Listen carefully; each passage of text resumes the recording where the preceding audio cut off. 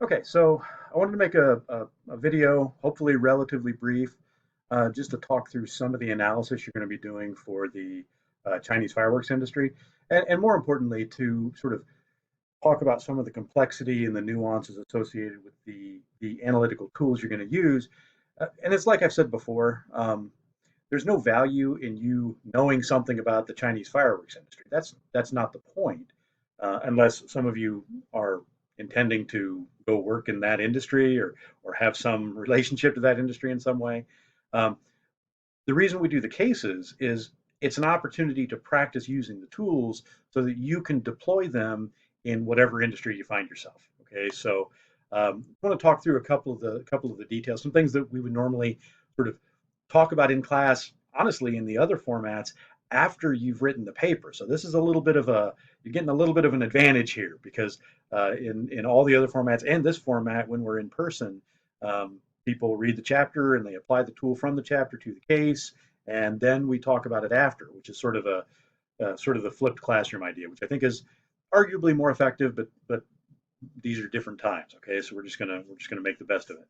Um, so in terms of analyzing an industry, it's like I said in the email that I sent. The objective, the conclusion that we want to reach is to understand what the potential for returns are in the industry. Okay. Now, I want to keep that separate for a minute from what do we do with the results of the analysis. So once we've done it and we've reached a conclusion about the potential for returns, what sort of decisions might that influence for us, right? We'll talk about that in a second. But the analysis doesn't tell us to do anything. Okay, it just tells us something about the industry. Um, the reason we do the analysis, and you'll see in a minute, even if I do it very briefly, hopefully you'll get a sense for the amount of work that goes into this particular analytical process, right? And so you might ask the question, why do we bother? Because you can pick up the newspaper, you can look at annual reports, you can see what the returns are in this industry, right? So why bother with the analysis? And the answer is sort of two or threefold. Okay, number one, we talked about this before. Strategy is always forward looking. Okay. If I look at what returns are in the industry, that's backward looking. Okay. And as you've seen on any investment prospectus you've ever looked at, they all say that past performance is no guarantee of future returns. Conditions change in industries. And so even if the returns have been either high or low in the industry historically, we want to understand as people who are making decisions now, which are going to influence the future, we want to know what that potential is going forward. Okay, and that forward potential may be very different because conditions have changed. Okay, so that's part of why we need to do this. Another reason is when you look historically, what you're seeing is the results of actual companies. Okay, and it's entirely possible that there's an industry where the potential for returns is high, but nobody in the industry is generating high returns because they're making bad decisions. They're not bringing the right resources, capabilities. They're not making the right strategic decisions in order to extract the potential value. Okay, uh, you can have the opposite situation as well, where the industry itself is not high potential, and yet there are companies in it that are doing relatively well, right? Because they've managed to carve out some particular set of capabilities that allows them to thrive despite the industry conditions. Okay, so for all these reasons, we need to think about a forward-looking analysis of the structural characteristics of the industry. Okay, um, extend that a little farther. This is strictly an industry analysis. We're not talking about any particular company. Okay, I'm going to give you an example in a minute of you know a particular company, right? But the reason we would do that is we might do this analysis as an employee or an executive or a consultant for a company, right? Because this goes to the question of what do we do with the results of the analysis. If I'm in an industry, I want to understand something about it. I want to understand what the potential is in that industry. Okay, so the first thing I might need to do is say, okay, this is my company. What industry am I in? And from that point on, I'm not going to talk about my company again. Okay, I'm just going to analyze the industry. And again, the reason that's so important is as soon as I start mixing in details about the company, now I might reach conclusions that aren't actually true for the industry as a whole, right? And one example would be Walmart. So one of the five forces that we'll talk about as part of this analysis is the bargaining power of the suppliers, right? So if we talk about that for Walmart, we might say, well, it's pretty low because Walmart's huge. They've got scale. They've got all these things, right? They got power. They got leverage over the suppliers. And so the buyers have relatively little power. But that's only relative to Walmart. And Walmart does not represent the entire mass market retail industry. Okay. So we're drawing a conclusion which only holds in the specific example when what we want to understand is characteristics of the industry as a whole. Okay. Um, so as far as the question of what do we do with this analysis, um, you know, one perspective would be to say we want to either start a company as entrepreneurs or we want to make a diversifying entry into a new industry as an established company. We might want to understand what the potential for returns are in that industry or in those industries that we're considering, right, as we make that decision. And you might think, or you might say, that if we analyze the industry and we determine that the potential for returns is high, we should enter. We should be there, right? And that would be a mistake because the potential for returns doesn't tell us anything about our ability to generate those returns. Okay, so this analysis will be a part of that decision, but an RBV analysis that we talked about before, where we understand what we're capable of, also has to be part of that analysis, right? So you want to be careful to not overextend or to make decisions that the analysis doesn't necessarily support. Okay. Um, Something else we might do with this, and this goes to the point of even if we're already in the industry, we need to understand the details of it, because and again this sort of goes back to why we go through the effort to do such a deep granular analysis. If I understand, let's say my industry, I do the analysis and I determine that the potential for returns is low. That's great information for me to have. What's even better for me is to understand specifically why, right? What is it about the industry? Not just my opinion, not just conventional wisdom, not just what other people think, but a real rigorous analysis that leads me to understand at a granular level what causes the potential for returns in the industry to be low. Now I can think about doing something about it. How can I deploy my capabilities? How can I make strategic decisions which allow me to thrive despite those particular conditions? How can I protect myself from them or maybe even take advantage of them in some way? Okay. So we're going to do the analysis because it's important, because it leads us to insights about the industry that we wouldn't otherwise have. Okay. Um, Something else I mentioned in the guidance that I sent was the first step is define the industry.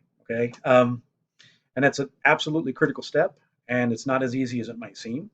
Um, in the case, and again, this is something I wouldn't normally talk about in the in-person classes until after students had written the case, because I think there's value in working through these things. Okay, but here we are. Okay, um, it's pretty easy to say that we're going to analyze the Chinese fireworks industry. It's in the title of the case.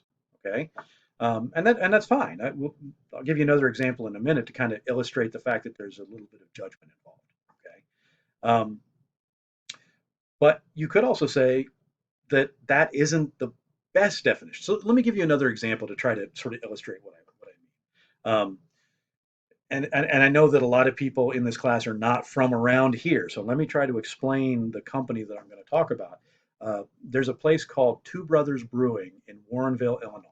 Okay, it's a small, family-owned brewery that makes and sells beers around the Midwest. Okay, so then the question is, if we're working on behalf of that company and we want to do an industry analysis, we have to define the industry. And hopefully what you'll recognize is there's multiple different ways of doing that, right? So we could say that they are in the beverage industry because they are. They make things for people to drink. We could say that they're in the alcohol industry, and that's true too, right? We could say specifically they're in the brewing industry.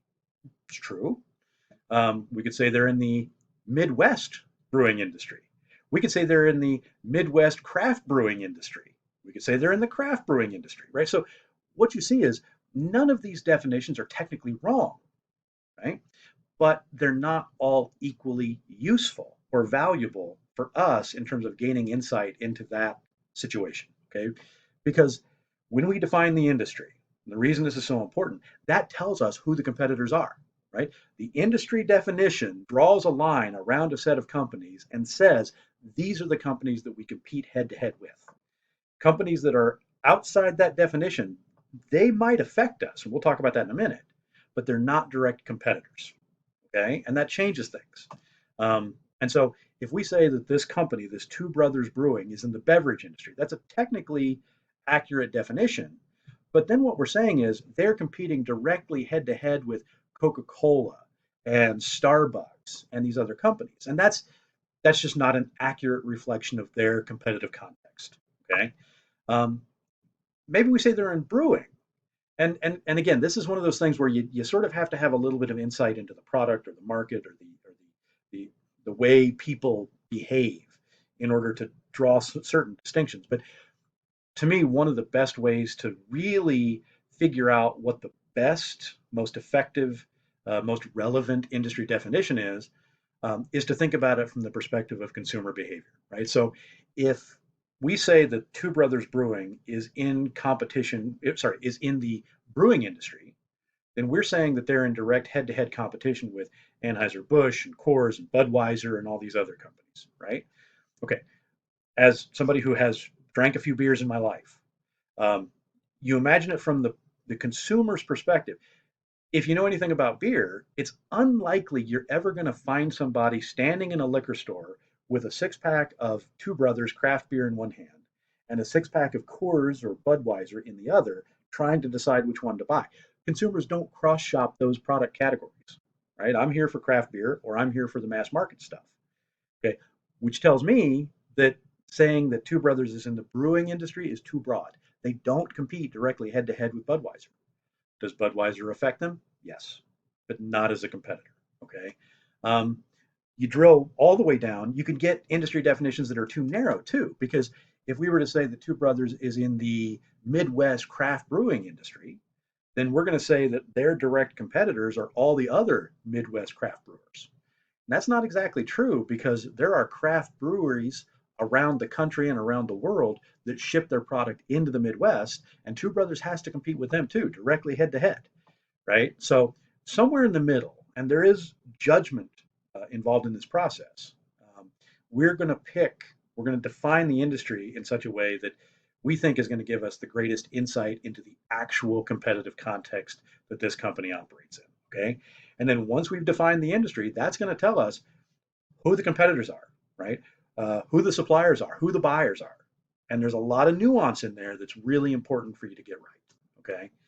Um, so we define the industry, and then we walk through these analyses. Okay, and so I told you in the guidance that I want you to use the five forces and I want you to use the value net. This video would be 6 hours long if I tried to thoroughly go through both of those. So I'm going to stick with the five forces for now. The five forces and the value net are all in the chapter. Everything you need to do these analysis are there, right? But I do want to walk through a couple of the more nuanced sort of aspects of the analysis. Okay, so let's start with the five forces. I'm going to use terminology that's a little different than what the book does. I'm going to talk about it in terms of the bargaining power of the buyers, the bargaining power of the suppliers. I'm going to talk about the threat of rivalry instead of the strength of competition, which is what the book calls it. I'm going to talk about the threat of new entrants, and I'm going to talk about the threat of substitutes, right? Some of those more than others, right? Because I want to keep this as brief as I can. Um, when you think about the bargaining power of the suppliers as a starting point, actually, start before I get to that. Let me explain why I prefer to talk about the threat of rivalry as opposed to the strength of competition. Part of it goes back to this idea of the temporal aspect of this, right? If I ask you about the strength of competition in an industry, you're going to look at the conditions as they are. How strong is the competition, right? You might even start thinking about how strong has the competition been. It's not what we're interested in. I want to know from a forward-looking perspective, what's the threat that competition might get very strong in the future, to use the terminology from the book. Okay, so it's the forward-looking aspect of it that leads me to prefer the threat terminology as opposed to the strength. Okay, I prefer to talk about rivalry as opposed to competition because every industry has competition. But in a lot of cases, it's benign competition. We're competing with each other, but we're not really trying to eat each other's lunch either. We're not going after each other. And that sort of aggressive, rivalrous competition is what we need to be more concerned with, because that's the kind of thing that has an effect on potential for returns. Okay, so we'll talk about it from the perspective of the threat of rivalry. Okay, now for each of those five uh, forces, you really need to understand three things if you're going to make this useful to you. Okay. The first thing is you need to understand all the different industry characteristics that cause that particular force to be high or low. Okay. And it's different for each of the forces. Okay. What is it structurally about the industry that would lead us to a conclusion that each of those forces is either high or low? Okay. Talk about that very briefly. The second thing you really need to understand is how does that force affect the potential for returns? Because the mechanisms matter and the mechanisms are different. Okay, and that's why when I say that the industry definition tells us who the competitors are, who the potential rivals are, and everything else that's outside that definition is something else. Well, we're going to talk about the threat of rivalry, but we're also going to talk about the threat of substitutes, right? So in my brewery example, if we're analyzing the Midwest, sorry, I didn't like the definition. We're going to analyze the craft brewing industry, then Budweiser is not a rival. It's not a competitor, but it is a substitute. Okay. And substitutes affect the potential for returns in different ways than rivals do. Okay. And so we need to think about them differently. Okay. So we need to understand the mechanism that connects each of the forces to the potential for returns. And then the last thing, and this goes back to what do you do with this analysis? You need to be thinking about what you can do about it, right? How can you take this detailed, granular understanding of what causes the force to be high, which reduces your potential for returns, and think of a way to improve the situation for your company? Okay, so we're not going to get into nearly all of that, especially not in this video. Okay, but I want that to be something that you think about. Honestly, I think at this stage of your educational career, you should be able to work through some of these things, right? Kind of figure it out based on what's in the chapter, based on the foundations, based on understanding what the objective is, right? You can take the diagrams from the foundation, for example, and use it directly to understand how the bargaining power of the buyers or the bargaining power of the suppliers might affect the potential for returns. It's right there in the diagram.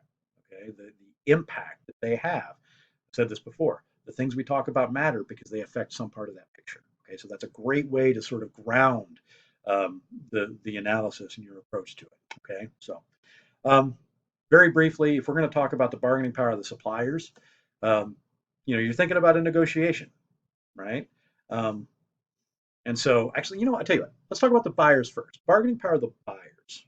Okay, we're talking about a negotiation. Buyers buying things from the industry.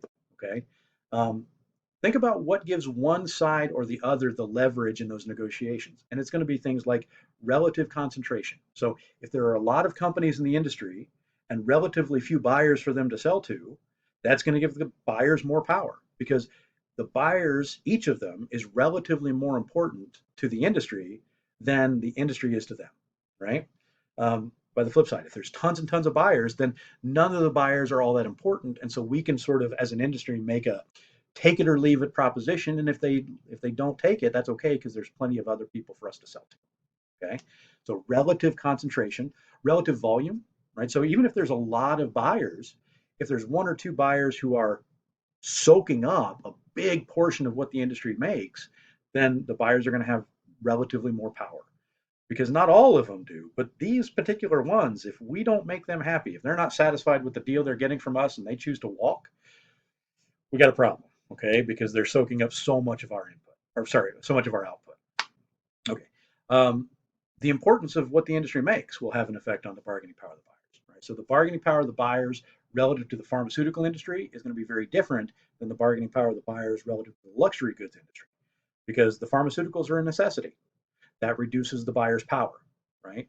The luxury goods are luxury; they're not a necessity, which means the buyers can choose not to buy it. Okay, you're going to think about differentiation. You're going to think about switching costs. So, from the buyer's perspective, having a ton of companies in the industry to choose from only gives them power to the extent that they can freely choose among their options.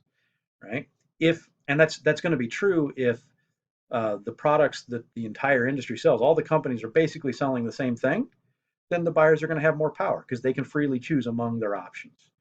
If they get something different from one versus another, when we're looking at the companies in the industry, there's differentiation across the products. And again, we don't need to think about specific companies or specific products. We just have to think about it as at an industry level. Is there differentiation? In that case, that's going to reduce the buyer power because their choices are restricted, right? They're not getting the same thing from everybody. Switching costs, it's a technical thing, but I'll give you the definition. A switching cost is a one-time cost that the buyer incurs by virtue of having switched from one thing to another. Okay, that's something that people get wrong quite a bit. And I'll give you an example. So let's say I drive a vehicle that gets 50 miles to the gallon, and then I switch to a different brand of vehicle that only gets 10 miles to the gallon. People think that that extra fuel cost is a switching cost, right? Um, but it's not. Or if I'm driving a vehicle that costs me $10,000 and I switch to a vehicle that costs me $100,000, that's not a switching cost, right? And those aren't switching costs for two reasons. In the example of the fuel, it's not a one-time cost. I will have to continue to buy fuel for as long as I own either vehicle. So there's nothing about that that's a one-time cost, right? And the other thing, in both examples, whether it's the purchase price of the vehicle or the fuel costs, the additional cost that I incur is not because I made a switch, right? If this less efficient vehicle was the very first vehicle I had bought, it would be less efficient. I would have to pay for the extra fuel, right? If the $100,000 vehicle is the very first vehicle I bought, I would have to pay $100,000 for it. So it's not a switching cost, okay? Better example of a switching cost would be um, like an early termination fee on a cell phone contract. I have Sprint, I want Verizon instead. I have to pay Sprint $200 to break my contract. If I never switched, I will never have to pay that $200. Okay, so that's a switching cost. Um, Time maybe. So if you're a part of the Apple infrastructure with an iPhone and uh, the, the the laptops and the iPads and everything else, and the iTunes to the extent that they still do that, I don't even know. Um, if you were to switch to a different operating system, it's probably going to take you longer to get up to speed on the new system because you sort of have to transition and unlearn a lot of the things that you already know about the old one. Okay, and that's sort of a time is money, so that's I would classify that as a financial switching cost. Okay, um, there are also non-financial switching costs, psychic switching costs, and anytime you've ever heard anyone talk about brand loyalty in a marketing class or whatever else, what they're talking about is a psychic switching cost, right? So I am a Coca-Cola drinker, Diet Coke. Okay. Now, would it cost me anything to start drinking Pepsi instead? No. There's no contract I have to break. It wouldn't take me extra time to figure it out. I just start buying Pepsi instead of drinking Coke. Or if you're a sports fan, right? Somebody who is a big fan of the Chicago Blackhawks hockey team, right? People who have always been fans of the Blackhawks. You ask them how much would it cost them to become Red Wing fans from Detroit? The answer is it wouldn't cost them a dime. Wouldn't take them any time to just flip that switch in their brain and say, "Oh, I'm going to cheer for the other team now," right? But the fact is they can't do that because they're loyal to the brand. There is a cost associated with making that switch, but it's purely an emotional, psychological cost. Okay, so we're going to include that when we're thinking about these switching costs. To the extent that there are switching costs, that reduces the bargaining power of the buyers because it's harder for them to choose among the options that they might have. Okay. And I really make a point to go through that definition of switching costs because switching costs do affect all of the five forces, okay, in different ways, right? So relative concentration, differentiation, necessity, switching costs, and there are many more. These are all the things you have to think about as you're trying to determine the bargaining power of the buyers relative to this industry, okay? And again, if I understand those details, then I can think about how I can overcome them, okay? Um, Now, let's say we do the analysis, the bargaining power of the buyers, and I'll come back to the buyers in a second. I need to expand on that just a little bit. But let's say we determine that the bargaining power of the buyers is high. Okay. Next question is, what does that tell us about the bargaining power of the suppliers? Most people, when I ask that question, will say if the bargaining power of the buyers is high, then the bargaining power of the suppliers is low. And those people are wrong, right? Because when you think about it, in the framework we're dealing with here, we're analyzing an industry, okay?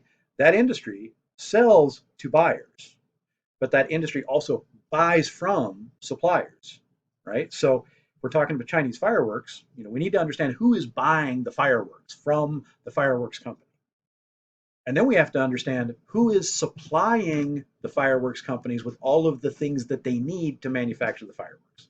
So in the five forces framework, the suppliers are not interacting with the buyers, right? The suppliers are selling to the industry is selling to the buyers. So it's entirely possible that both the buyers have a lot of power over the industry and the suppliers do as well. Okay. That being said, the list of structural characteristics we're going to think about is basically the same. It's just we have to do it all over again with a different set of references. Okay, so we're still going to think about relative concentration, but it's between the suppliers and the industry. Okay, we're going to think about relative volume. We're going to think about criticality. We're going to think about who needs who more in this relationship, right? We're going to think about switching costs. We're going to think about all those things. Okay, just like we did analyzing the bargaining power of the buyers. Okay. I'm going to leave it off there. I'm going to let my computer chew on this and get it processed and get it uploaded. I'll come back and I'll make a separate video covering a couple of the other forces just to keep this sort of digestible. So if you have any questions, please don't hesitate to let me know. Thanks.